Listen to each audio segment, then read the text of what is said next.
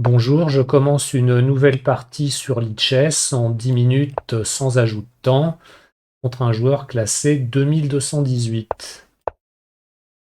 Et je joue une carocane, une variante d'avance. Il joue G4, donc je joue E4, il joue F3 pour protéger sa tour et je reviens en G6. Ah, il joue directement E6. D'habitude, les joueurs jouent plutôt H4 d'abord. Alors je joue Dame D6 tout de suite. Et je vais reprendre du fou. Alors le fou ici, il est un peu mal placé à cause du pion D5, mais ça m'évite de me déroquer. Allez, je joue cavalier D7. Je pousse 5. Je vais essayer de faire le grand roc rapidement. Il a pris en E5, je reprends. Il joue le petit roc. Donc son fou sera peu prenable au coup suivant, sauf s'il vient jouer ou F4, encore que j'aurai Dame C5, donc je vais jouer grand roc. Voilà, il joue fou F4 pour clouer mon cavalier, mais je joue Dame C5, échec, et je vais prendre son fou après.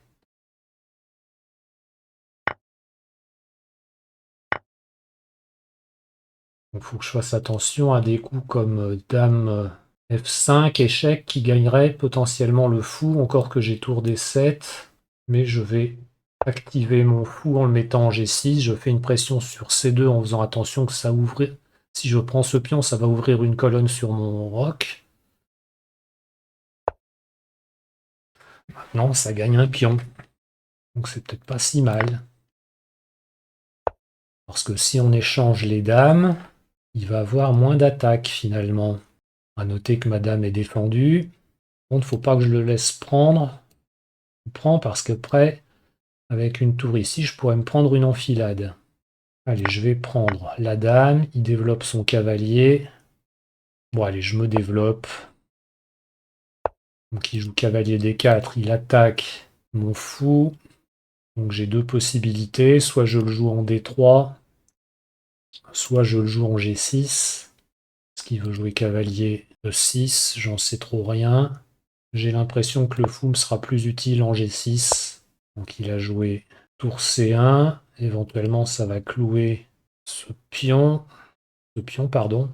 Pion C6. Je vais jouer roi D7 pour m'enlever de ce clouage. H4. Je ne l'ai pas vu jouer tellement il a été vite.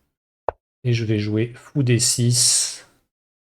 Alors, par contre, j'ai peut-être joué trop vite parce que sur fou prend D6, roi prend D6. H5, il pourra jouer cavalier F5 et gagner le pion G7. Mais c'est pas ce qu'il fait. Bon, bah, je joue H6 pour donner la case H7 à mon fou. Et il enlève son fou d'ici. Moi, je vais remettre ma tour sur une colonne plus utile. Il a joué quoi? H5. Donc je joue fou H7. 3. Je vais jouer ma tour H en F8. Roi G2. Maintenant, il faut que j'essaye de redéployer mon cavalier qui est ici et qui fait pas grand chose. Il n'a pas de case. Allez, je vais jouer A6. Le but, c'était de jouer C5 pour chasser son cavalier, mais il me laisse pas faire. Tant pis, je vais me débarrasser d'un de ces cavaliers qui me gêne trop là. Cavalier D4, il est trop fort. Il vient de jouer cavalier D en E2.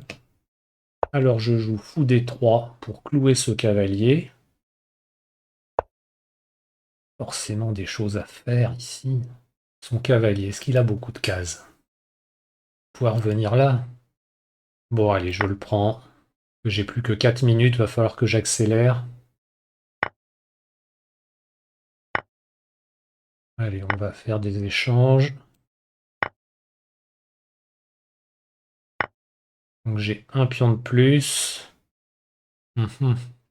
Donc je voulais jouer tour E3, mais sur roi F2, tour D3, il suffit qu'il joue roi E2 et ma tour est bloquée. Donc je peux pas faire ça. Bon, je vais jouer échec. Et venir menacer son pion à 3. Alors lui, par contre, il a une majorité à l'aile roi. Donc je vais ramener mon roi de ce côté-là pour le protéger.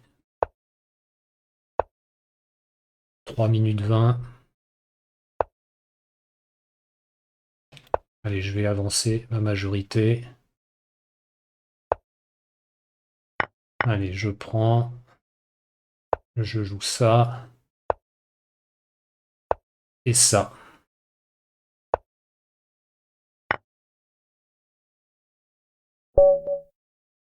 Donc il décide d'abandonner. Maintenant, j'ai trop de pions d'avance. Parce que même sur tour H3, il suffit que je joue par exemple tour G8 et puis bah, je pourrais empêcher la promotion de son pion et pousser les miens. N'hésitez pas à me laisser des commentaires, des pouces, à vous abonner. Je vous remercie pour votre écoute. À bientôt. Au revoir.